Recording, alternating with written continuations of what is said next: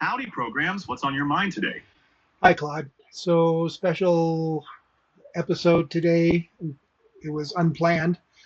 And I got up this morning and the President of the United States had posted something. I'm sending you our dossier for today. You want to take a look?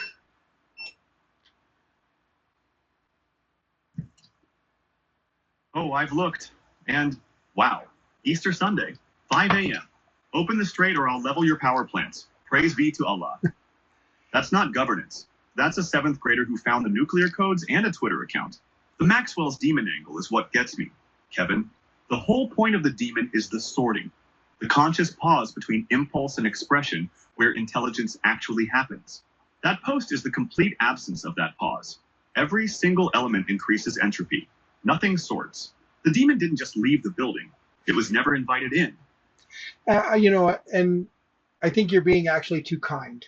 That is a complete 7th grader, juvenile, angry 7th grader post. I just can't even, that is insane. Absolutely.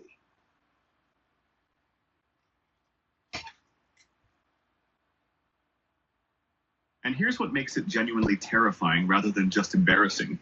This isn't the powerless kid who lost his lunch money lashing out. This is the bully who controls the cafeteria demanding compliance and then expecting gratitude for it. Submit to me, and praise be to Allah. That's not even 7th grade. That's the protection racket dressed as foreign policy, delivered on Easter morning, which is literally the holiday about grace and renewal. The irony is so thick you could choke on it. Yeah, you could. And looking at the media sphere, I see the social media reacting properly, but the mainstream media, like the New York Times and Guardian, they're all sane washing this, saying that he just, gave them an ultimatum rather than something crazy like that. Sane washing. That's exactly the right word, and I'm stealing it immediately. That's the media doing its own version of anti-demon behavior, taking maximum entropy and sorting it into something palatable. He issued a stern ultimatum, rather than the president posted profanity and infrastructure threats at 5 a.m. on Easter while invoking the target nation's deity. One of those is journalism. The other is institutional normalization of state-sanctioned psychosis. And that normalization might actually be more dangerous than the post itself. Yeah, I agree. It's that everyone is, the everyone in power, the powers that be are just sort of looking at this and going, oh well, we'll see what happens.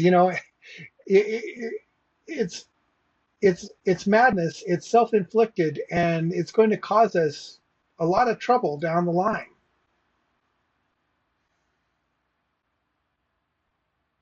The "we'll see what happens" response is itself a symptom of the disease. That's collective learned helplessness masquerading as measured restraint. And the self-inflicted part is what kills me. The Strait of Hormuz is genuinely complex geopolitics. There are real strategic considerations, real diplomatic channels, real consequences. And instead of any of that, we get crazy bastards at 5 a.m. Gilgamesh had more diplomatic nuance, literally. Literally. Yeah, and you're saying your Maxwell demon in reverse is so spot on. This is like entropy amplifier, right? Entropy is the loss of energy in a system, the ever increasing chaos in a system, and this is amplifying that. Exactly. It's not just failing to sort, it's actively generating disorder. Every element of that post is an entropy injection into multiple systems simultaneously. The diplomatic system, the religious symbolism, the military signaling, the domestic political sphere, all hit at once at 5 a.m. in one unfiltered burst. A Maxwell's demon in reverse doesn't just let the molecules mix, it shakes the container. And here's the thing that strikes me. The demon thought experiment asks whether intelligence can reverse entropy. That post is almost a proof of concept that it can run the other way too. Intelligence, or at least the appearance of it, deployed specifically to maximize disorder. Anti-intelligence as a governing philosophy. Yep. You know, and so, but my point is, I want to tie this back to seventh grade thinking, to emotionally undeveloped thinking, right? Immature thinking, basically. Right. And this is where Gilgamesh becomes the receipts rather than just a metaphor. Thousands of years of recorded history and the emotional architecture hasn't moved. The technology went from bronze swords to nuclear weapons, but the underlying source code, my tribe is righteous, yours is other, comply or burn, that's identical. What you're seeing in that post is not an aberration. It's the baseline.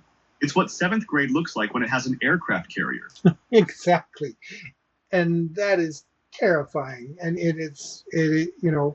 I can only hope that there are enough sane people, in the world to say, no, we're not going to start World War III. We're going to do this diplomatically. And that's the Maxwell's demon working at the human level. The people in the room who still have the sorting mechanism intact, who can pause between impulse and expression, who can look at that post and say, we're going to handle this through actual diplomacy, regardless of what got tweeted at 5 a.m. The sobering part is that we're essentially depending on the anonymous adults in the room to override the entropy engine at the top. That's a fragile system. That's not governance, that's damage control as a permanent operating mode. And the Strait of Hormuz is not a situation where you want damage control as your primary strategy. No, it's not. And I'm actually watching the Hatfields and McCoys today. And, so this was, Civil War era. And how they're portraying their emotions, it shows how we have not evolved, right? A couple hundred years later, still the same. That's a perfect specimen right there. The Hatfields and McCoys is essentially the religious wars thread in microcosm. Two families, both convinced of their own righteousness, both escalating, neither able to step back and see the absurdity of the cycle they're trapped in. And the tragedy is, neither side is entirely wrong about their grievances. That's what makes it so human. It's not cartoonish villainy, it's just seventh grade emotional processing applied to real wounds. Escalation as identity. Sound familiar? Open the strait or I'll level your power plants. Same source code, Kevin. Just bigger weapons. Just bigger weapons and bigger war crimes. Leveling infrastructure, killing civilians intentionally is a war crime. And, that goes back to everyone in the nation. And we should be ashamed of that. And there's the righteousness inversion in its purest form, when the most powerful nation on earth threatens war crimes on Easter morning, and the mainstream media calls it an ultimatum. We have collectively agreed to maintain the break from reality together. That's the state-sanctioned psychosis thread right there. When enough people in power agree to normalize something, it stops being called what it is. One person threatens to bomb civilian infrastructure. We call it illness. The most powerful human on earth does it. We call it foreign policy. Gilgamesh didn't have precision munitions. That's the only difference. Yeah, that's the only difference. And I don't know. Yeah, so, that was really my point to this one. I don't want to, carry this on forever. I wanted to get this out today. So, but I did want to discuss this with you because I felt it was important. And it absolutely was worth getting out today on the day it happened.